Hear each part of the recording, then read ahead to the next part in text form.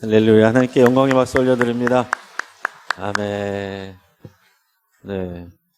오늘 이 찬양의 고백이 오늘의 설교 내용입니다. 그래서 오늘 이 찬양을 우리가 고백하면 오늘 설교가 우리에게 응답되는 줄 믿습니다. 네, 함께 고백하겠습니다. 나는 하나님이 찾으시는 예배자입니다. 하나님이 찾으시는 그 한 사람, 바로 여러분 되기를 축복합니다. 여러분, 지난 금요일에 우리 교회 우리 손영진 사모님, 이 복음성가 가수 되시는 사모님 오셔서 찬양과 간증의 은혜의 시간을 가졌습니다. 이분은 40년 가까이 찬양 사역을 하신 분이고, 또한 30년 가까이 또 이민교회에서 목사님과 결혼하고, 또 이민교회 목사님과 함께 이민교회에서 이 개척교회 사역을 하셔서 4개나 되는 이제 교회를 개척하는 경험이 있다는 얘기를 하셨어요. 근데 이민교회 개척교회가 정말 힘든 곳이거든요. 우리나라에서 개척하는 것보다 몇 배가 더 힘든 데인데, 그래서 많은 이제 어려움과 힘든 일이 있었던 거죠. 너무나도 많이 힘들고, 경제적으로나 사람들도 없고, 여러 가지 환경적으로나 어려운 일이 많아서 힘이 들었지만, 그래서 엎드려서 기도하게 되었고, 이분의 고백은 돌이켜보면 그때가 하나님의 은혜가 가장 풍성하고 컸다라는 그런 고백을 했습니다.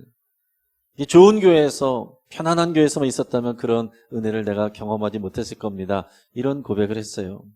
더구나 이분이 이제 대상포진이 와서 눈에 실명 위기까지 왔었는데, 그것 때문에 오랜 시간 또 어려움을 겪고 또 치료하는 시간을 가졌습니다. 많이 이제 회복이 되었는데, 그러면서 고백하는 것이, 내가 건강할 때는 감사할 게 없었습니다. 불평할 것이 더 많았는데 내가 아프고 보니까 모든 게 다 감사하게 보였습니다. 내가 볼 수 있는 것도 감사하고, 내가 사람들과 말할 수 있는 것도 감사하고, 음식을 먹을 수 있는 것도 감사하고, 내 두 발로 교회를 갈 수 있는 것, 찬양할 수 있는 것, 예배할 수 있는 것, 그게 그렇게 감사하다는 것을 새삼스럽게 깨닫게 됐습니다. 이런 고백을 했어요. 그러면서 길에 지나다 보면 이 보도블록 깨진데 그 틈으로 조그만 꽃이나 풀이 이렇게 돋아나온 것을 보면 그렇게 감동이 된다는 얘기를 하면서, 여러분, 깨진 틈으로 물이 들어가고 거기 햇빛이 들어가서 생명이 피어나는 것입니다.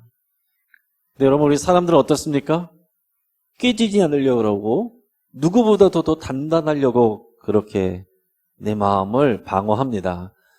그러나 오히려 우리 마음이 상하고 깨져 있을 때, 어려움 통해서 깨져 있는 그 틈을 통해서 하나님의 말씀이 들어가고 하나님의 은혜가 들어갑니다. 여러분, 그것이 우리의 신앙생활이에요. 우리가 원하는 것은 모든 일이 다 잘 되고 어려운 일 없고 그러기를 원하지만, 그렇게 될 때 우리가 예배가 더 좋을 것 같고, 힘든 일이 있고 어려운 일이 있으면 예배 못할 것 같지만, 그게 아니라 우리 삶이 깨질 때 그 깨진 틈을 통해서 안 들리던 하나님의 음성이 들리고, 평범하게 느꼈던 그 사랑이 크게 다가오게 되는 그 은혜를 누리게 된다는 거예요. 여러분, 교회에서는 예배를 많이 드립니다. 왜 그렇게 예배를 많이 드리느냐? 예배가 중요하기 때문에 그런 것입니다. 여러분, 우리 신앙생활의 시작도 예배이고, 그리고 그 목적도 예배입니다. 우리를 사랑하고 예배하게 하기 위해서 우리를 창조하셨고, 또 예배하는 삶을 위해서 우리를 부르시고 힘주시고 은혜 주시고 복 주시는 것입니다. 그래서 우리가 예배에 성공하지 못하면 다른 어떤 것을 하더라도 다 소용이 없게 되는 거예요. 자, 그런데 우리가 좋은 예배 어떻게 한번 드릴 수 있겠어요? 여러분 어떻습니까? 지금 예배의 감동을 누리고 있습니까? 예배의 은혜와 감격이 있습니까? 아니면 어느 순간 이 예배의 은혜와 감격을 잊어버리고 메마른 심령으로 앉아있지는 않습니까? 우리가 더 좋은 예배, 감동 있는 예배를 위해서는 물론 설교도 더 좋아야 되겠고, 우리가 찬양도 더 좋으면 좋겠죠. 우리 환경도 더 좋으면 좋겠죠. 주차시설도 더 많으면 좋겠죠. 그러나 우리의 예배의 감동은 거기서 오는 게 아닙니다. 더 중요한 게 있는데, 그게 뭐냐면 영적인 허기짐이 필요한 거예요. 영적인 목마름이 필요합니다. 하나님을 향한 그 목마름으로 우리 나갈 때 하나님의 은혜가 부어지는 게 되는 것을 누리게 되는 것입니다. 산의 진미가 쌓여 있어도 우리가 배가 부르면 먹히든가요? 맛이 없죠. 그러나 우리가 허기질 때, 목마를 때는 김치 하나만 있어도 밥이 그렇게 꿀처럼 단 거거든요. 우리의 진정한 예배의 감동을 위해서는 예배가 뭔지를 알아야 되고, 그 예배가 뭔지를 알기 위해서는 하나님이 받지 아니하시는 예배를 알아야 됩니다. 다시 예배를 꿈꾸다라는 책에서 보면 우리가 예배 열심히 드렸다고 해서 하나님이 다 좋아하시는 게 아니라는 것을 알려주고 있어요. 성경에 보면 그런 말씀이 수도 없이 많이 나옵니다. 열심히 사람들은 예배했는데 하나님이 받지 않으신다는 거예요. 싫다고 하시는 거예요. 하나님이 받을 수가 없는 그런 헛된 예배들이 무엇인지 우리 네 가지를 한번 같이 먼저 살펴보겠습니다. 첫째는 우리 같이 읽어보겠습니다. 예수 그리스도를 통해 베푸신 구원의 은총에 대한 감격과 감사가 실종된 예배. 자, 이게 무슨 얘기입니까? 내가 예수님 믿어서 구원받은 그 은혜와 감격을 잃어버리고 있으면 그 예배에 감동이 있을 수가 없다는 거예요. 은혜가 있을 수 없다는 거예요. 여러분, 내가 믿음이 없으면, 그 믿음이 고백이 없으면 예배 첫 단추가 아예 꿰지지 않은 거죠. 당연히 예배에 은혜와 감동이 있을 수가 없어요.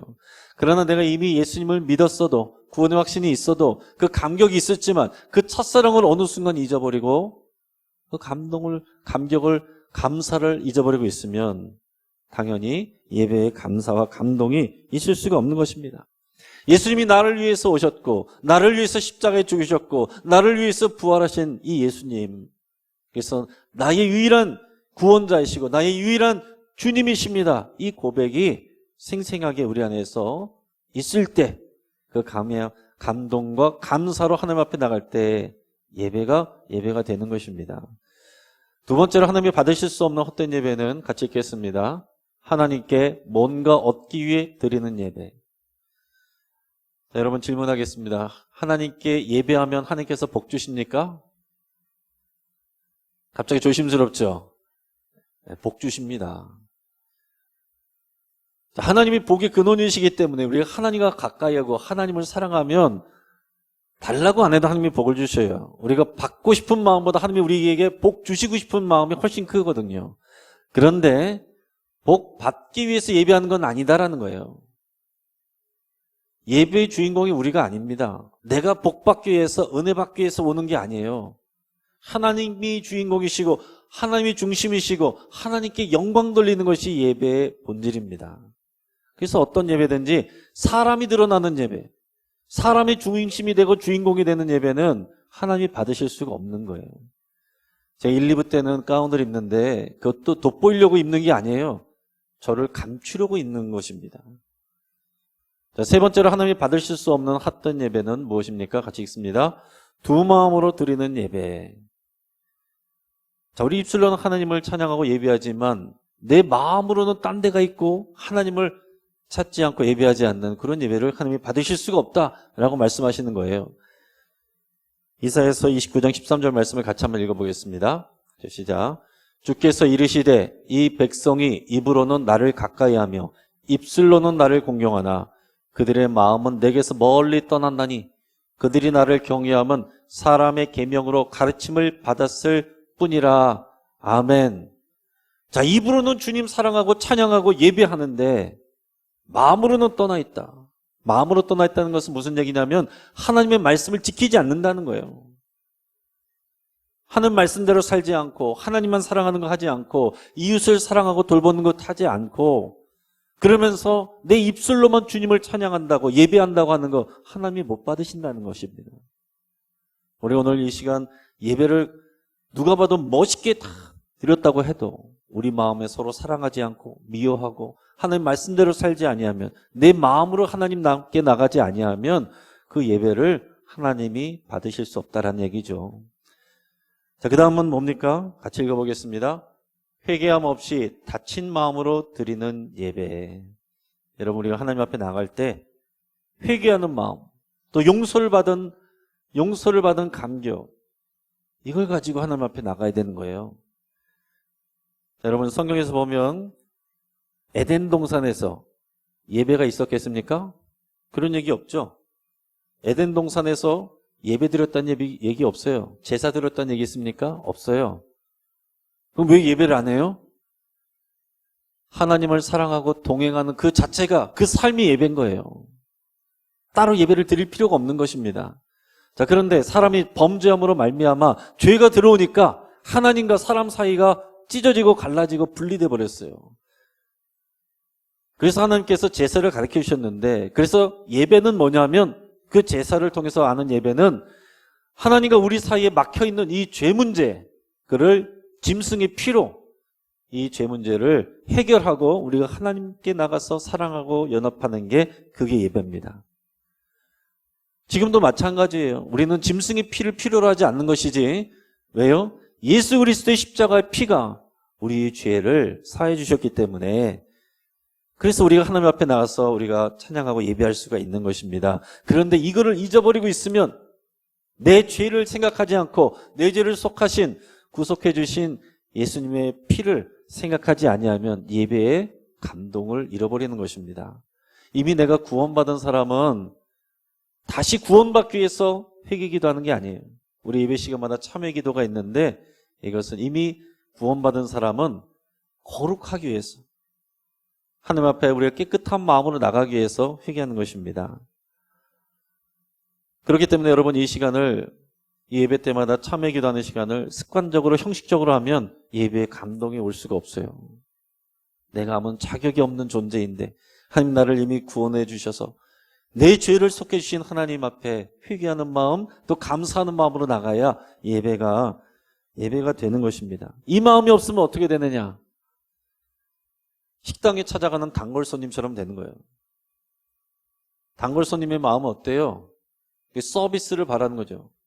아니, 이 집이 오늘 왜 반찬 맛이 이래? 오늘 이 집에 왜 종업원이 이게 하는 게 이렇게 불친절해? 오늘 뭐가 이렇게 준비가 안 돼 있어? 내가 다 판단하는 그런 모습으로 나가는 것입니다. 그러나 회개하는 마음, 이 마음을 가지고 나가면 모든 것이 하나님의 은혜이고, 내가 여기 있을 자격이 없는 사람인데 주님의 십자가 보혈의 공로로 내가 이 자리에 있습니다. 이 고백이 있을 때 예배의 감격이, 감동이 회복이 되는 거예요. 사랑하는 여러분, 여러분은 지금 그런 예배자의 모습으로 앉아 있습니까? 아니면은 그런 단골 손님 같은 그런 마음으로 앉아 있습니까? 자, 그런데 이 예배는 우리가 헛된 예배가 아니면 올바른 예배를 해야 되는데, 그럴 때 올바른 감동이 오는데, 그럼 예배가 어떤 것이냐는 원리를 오늘 말씀을 통해서 우리가 같이 생각하기를 원합니다. 오늘 본문에 읽은 말씀은 예배하는 장면이 아니에요. 그러나 그 원리는 같습니다. 예수님이 제자들과 함께 예루살렘으로 걸어가시다가 한 마을에 들어가셨는데, 저 멀리서 문둥병자 10명, 지금은 나병 환자라고 돼 있고, 여기는 보통은 이제 문둥병자, 요즘은 한센시병이라고 그러죠. 이 나병 환자 10명이 멀리 서서 예수님을 향해서 부르짖습니다. 예수 선생님, 우리를 불쌍히 여기소서. 왜 그러고 있습니까? 이 나병은, 문둥병은 율법적으로 부정한 것으로 돼 있어서 그들의 가족과도 마을에서도 살 수 없어서 그들은 쫓겨나서 마을 바깥에 따로 모여 살아야 되고, 멀쩡한 사람, 건강한 사람 가까이 가면 안 돼요. 가까이 갈 수 없고 멀리 서서 외치는 것입니다. 그 비참한 상황 속에서 나 고쳐달라는 거죠. 조그만 소리로 말할 수가 없는 거예요. 큰 소리로 외칠 수밖에 없어요. 여기 좀 보십시오. 예수 선생님, 나를 불쌍히 여기소서. 그런데 예수님이 그들에게 뭐라고 말씀하십니까? 너희들의 몸을 제사장들에게 가서 보여줘라. 병이 났을 때 가는 거예요. 그래서 제사장이 확인해주고 인정해주면 다시 일상생활로 복귀할 수 있는데, 지금 치료를 위해서 예수님이 하신 일이 없어요. 그런데 그냥 가라 그랬는데 놀라운 것은 이 사람들이 갑니다. 근데 가는 도중에 났어요. 기적이 일어났습니다. 자, 그런데 한 사람이 예수님께로 돌아와요. 돌아오면서 하나님께 큰 소리로 영광을 돌리며 예수님의 발 아래에 엎드려 감사를 드렸다라고 그랬습니다. 자, 오늘 본문 말씀의 15절 16절 같이 읽어보겠습니다. 그 중에 한 사람이 자기가 나은 것을 보고 큰 소리로 하나님께 영광을 돌리며 돌아와 예수의 발 아래에 엎드려 감사하니 그는 사마리아 사람이라. 아멘. 10명이 고침을 받았는데 단 한 사람만 돌아왔고, 그것도 평상시에 유대인들이 멸시하던 사마리아 사람 한 사람만 돌아왔어요. 그 이방인만 돌아왔습니다. 하나님의 자녀 아브라함의 자손이라고 말하던 그 유대인들은 병이 낫고 은혜를 받았는데 돌아오지 않았습니다. 그래서 18절 말씀을 한번 같이 읽어보겠습니다. 이 이방인 외에는 하나님께 영광을 돌리러 돌아온 자가 없느냐 하시고, 오늘날에도 마찬가지입니다, 여러분. 하나님께서 어떤 사람에게 은혜 주시고 어떤 사람을 사랑하십니까? 하나님께서 교회 다니는 사람만 사랑하시는 게 아니에요. 여러분 착각하시면 안 됩니다. 하나님은 모든 사람을 사랑하시고 하나님은 모든 죄인을 사랑하세요. 예수님은 교회 다니는 사람을 위해서 오신 것이 아니라 모든 사람, 모든 죄인을 위해서 오신 것입니다. 그런데 오늘 말씀처럼 그 은혜를 모르고 예수님께 돌아와서 하나님께 영광 돌리고 예수의 발 앞에 엎드려서 감사하는 사람은 몇 명 없어요. 일부입니다. 그리고 이렇게 모여서 예배하는 우리들 가운데서도 하나님이 받으실 만한 예배를 드리는 사람은 더 적겠죠. 오늘 이 사마리안을 통해서 우리는 예배가 뭔지를 알 수가 있습니다. 이것은 신앙의 원리이기도 한 거예요. 여러분 같이 점검해 보시기 바랍니다. 이 사마리안 어땠어요? 비참한 상황이었습니다. 병에 걸려 죽을 수밖에 없는, 사람들과 관계도 끊어진 비참한 상황이었어요. 그런데 예수님을 만났고 예수님을 통해서 치유를 받았어요. 그리고 그 다음에는 하나님께 큰 소리로 영광을 돌리고 예수님의 발 아래 엎드려 감사를 했습니다. 여러분 다른 9명도 하나님께 감사를 드렸을 수 있어요. 제사장에게 감사를 드렸을 수 있어요. 제사 드렸을 수도 있어요. 그러나 예수님을 통해서 구원받았는데 예수님 앞에 나와서 감사드린 사람은 한 명밖에 없었다라는 얘기입니다. 자, 오늘 여기서 이것을 통해 우리가 예배를 알 수가 있어요. 우리가 비참한 상황이었는데 예수님을 만나 구원받고 치유받고 하나님께 영광 돌리고 예수의 발 앞에 엎드려 감사드리는 게, 여러분 이게 예배입니다. 여러분 우리가 예수님 만나기 전에 비참한 상황이었어요. 이 고백이 돼야 여러분 이게 복음으로 들어가는 것입니다. 그래서 아프신 분들, 또 실패하신 분들, 죄 지은 분들, 이런 분들이 복음을 잘 받아요. 내 삶이 비참하게 느껴지니까. 그런데 어떤 사람들이 복음을 잘 못 받아들입니까? 잘 나가는 사람들, 잘 살고 있는 분들, 나름대로 선하게 사는 사람들. 그러나 우리는 비참한 존재예요. 저 여러분 모두가 다 죄인입니다. 판사도 검사도 목사도 다 죄인이에요. 죽을 수밖에 없는, 하나님의 진노 안에서 영원히 심판받을 수밖에 없는 그 비참한 존재였어요. 이거를 우리가 고백할 때만 복음으로 나가고 구원으로 나가고 예배로 나갈 수 있게 되는 거예요. 근데 어느 순간 우리가 비참했던 존재라는 것을 잊어버리는 순간부터 예배의 감동이 사라지는 것입니다. 비참한 존재였는데 우리는 예수를 만나서 구원받고 치료받았어요. 여러분 우리 가운데 예배 자리는 있지만 이 고백이 없다면 당연히 예배를 드릴 수가 없죠. 예배의 첫 단추가 꿰지지 않은 거잖아요. 예수님을 만나고 예수님을 나의 주님이라고, 나의 유일한 구원자라고 고백이 있어야 예배가 되는데, 그냥 예배 현장에 나와서만 예배에 참여한다면 그리고 하나님이 찾으시는 그런 예배는 될 수가 없겠죠.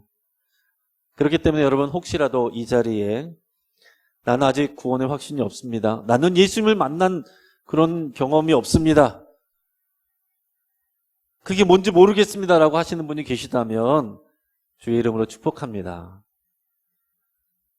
그런 여러분들에게는, 그런 분들에게는 하나님이 예배에 대해서 책망하실 게 없어요. 책망은 이미 구원받았는데 예배 안 하는 사람들을 책망하시는 거지. 지금 그 구원의 확신이 없고 만난 경험이 없는 분들은 지금 자신이 비참한 상황을 깨닫고 주님을 만나야 되는 상황인 거예요. 이 예배 현장에 나와 계신 분들은 여러분들을 찾아오신 그 예수님을 만나는 시간 되기를 축복합니다.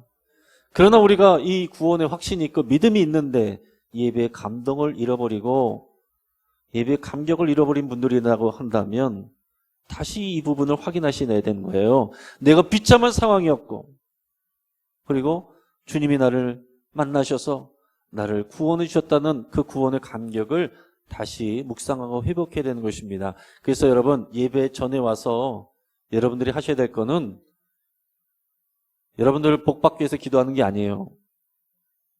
이거를 확인하고 감사를 드리는 거야. 내가 죽을 수밖에 없는 죄인이었는데 날 구원해 주신 하나님 감사합니다. 자격 없는 내가 오늘 이 예배 자리에 참여한 것 이 자체가 영광입니다. 여러분 이 고백을 하면서 여러분의 삶을 다시 묵상하고 정리하셔야 예배자로 나갈 수가 있어요.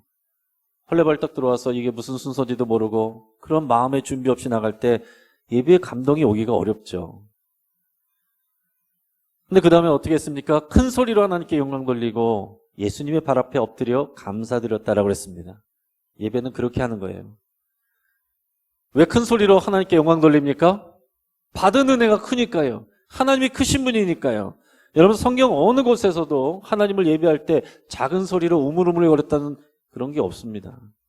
천사들도 백성들도 다 큰 소리로, 악기들도 큰 소리로 하나님께 찬양드리고 영광 돌려요.